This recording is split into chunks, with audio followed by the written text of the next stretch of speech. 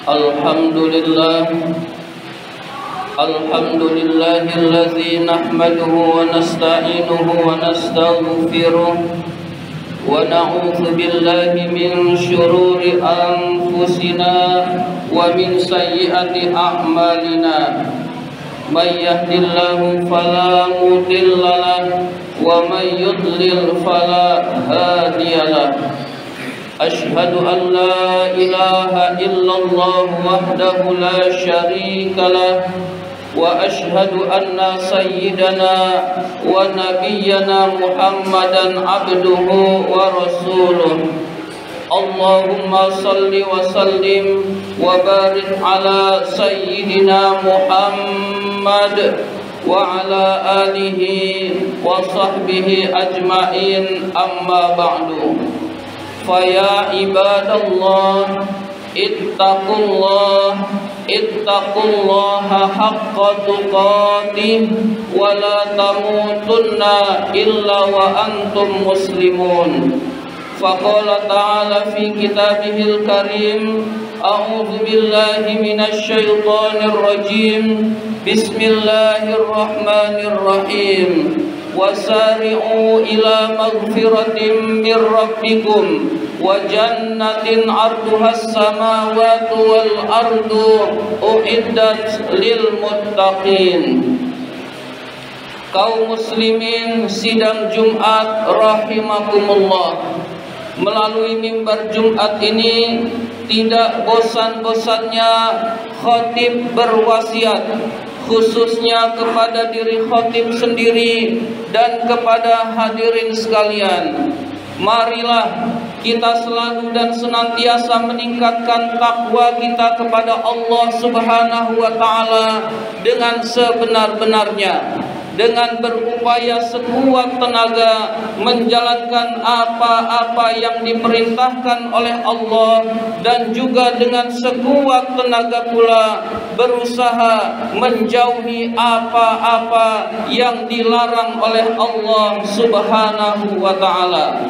Karena tidak ada kebahagiaan baik di dunia maupun di akhirat kecuali takwa adalah jalan yang menyampaikan pada kebahagiaan itu, dan juga tidak ada kesengsaraan baik di dunia maupun di akhirat kecuali takwa adalah benteng yang melindungi dari kesengsaraan tersebut. Kaum muslimin sidang Jumat rahimakumullah, saat ini kita masih berada di dalam bulan Dzulqa'dah, bulan ke-11 dari kalender Hijriah. Setelah bulan Dzulqa'dah adalah bulan Dzulhijjah, yaitu bulan ke-12 dari kalender Hijriah. Di dalam bulan Dzulhijjah ada dua perintah Allah yang besar yang kita semua sudah mengetahui, yaitu perintah Allah melaksanakan ibadah haji dan perintah Allah menyembelih hewan kurban. Untuk pelaksanaan ibadah haji, Allah Subhanahu wa taala berfirman, "Walillahi 'alan nasi hijjul baiti man istata'a ilaihi sabila." Walillahi, dan karena Allah, 'alan nasi diwajibkan bagi manusia, hijjul baiti pergi haji ke Baitullah, man istata'a bagi orang-orang yang mampu, ilaihi sabila jalan ke sana.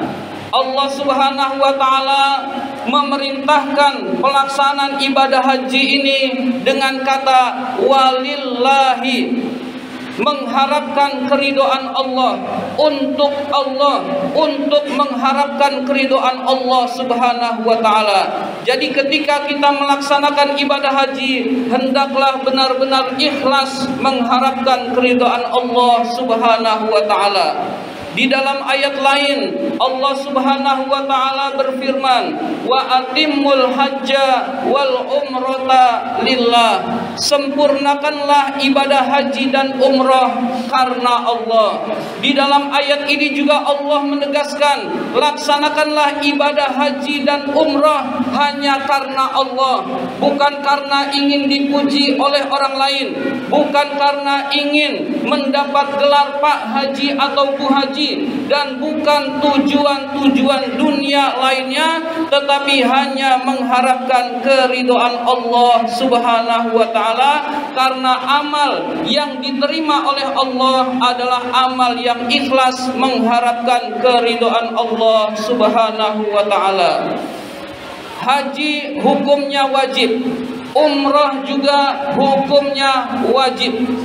Jadi haji dan umrah dua-duanya wajib dilaksanakan bagi kaum muslimin yang mampu melaksanakan perjalanan ke sana. Namun di dalam prakteknya terbagi menjadi tiga. Ada yang disebut dengan haji tamattu, yaitu melaksanakan umrah dulu baru ibadah haji. Haji yang seperti ini dikenakan dam, yaitu denda menyembelih seekor kambing. Ada yang disebut dengan haji qiran, yaitu haji yang dilaksanakan haji dan umrah secara berbarengan dengan satu niat. Haji ini pun kena dam, yaitu menyembelih satu ekor kambing. Ada satu lagi yang disebut dengan haji ifrat, yaitu melaksanakan ibadah haji terlebih dahulu, baru setelah itu melaksanakan ibadah umrah. Hadirin sekalian, haji yang ini tidak dikenakan dam. Kaum muslimin sidang Jumat rahimakumullah, bukan hanya ibadah haji, tetapi ibadah-ibadah lain juga harus dilaksanakan ikhlas mengharapkan keridhaan Allah Subhanahu wa taala. Perintah Allah yang kedua di dalam Idul Adha adalah kita menyembelih hewan kurban bagi yang mampu. Hadirin sekalian, kurban berasal dari kata koruba yakrubu kurbanan, yang artinya dekat. Ibadah kurban adalah ibadah sarana untuk mendekatkan diri kepada Allah Subhanahu wa taala. Ibadah kurban dipraktekkan oleh Nabi Ibrahim ketika menyembelih putranya yang bernama Ismail alaihi salam. Beliau ikhlas disembelih karena Allah. Begitu juga Nabi Ibrahim rela menyembelih anaknya karena Allah. Begitu juga ibunya atau istrinya Nabi Ibrahim, Siti Hajar, juga ikhlas anaknya disembelih karena Allah Subhanahu wa taala. Begitu cintanya kepada Allah Subhanahu wa taala sehingga apapun dilakukan untuk memenuhi perintah Allah Subhanahu wa taala.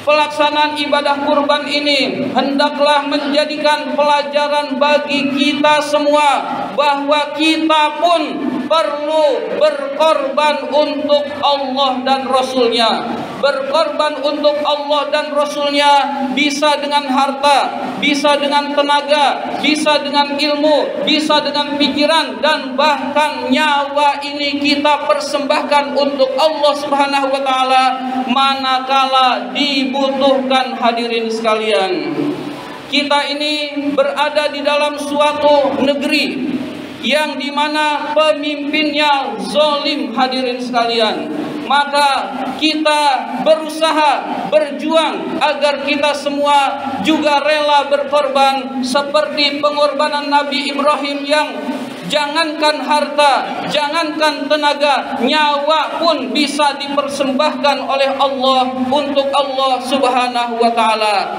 Namun Nabi Ismail digantikan oleh Allah dengan seekor kambing, sehingga yang disembelih adalah seekor domba atau kambing, dan itulah syariat kurban diterapkan. Hadirin sekalian,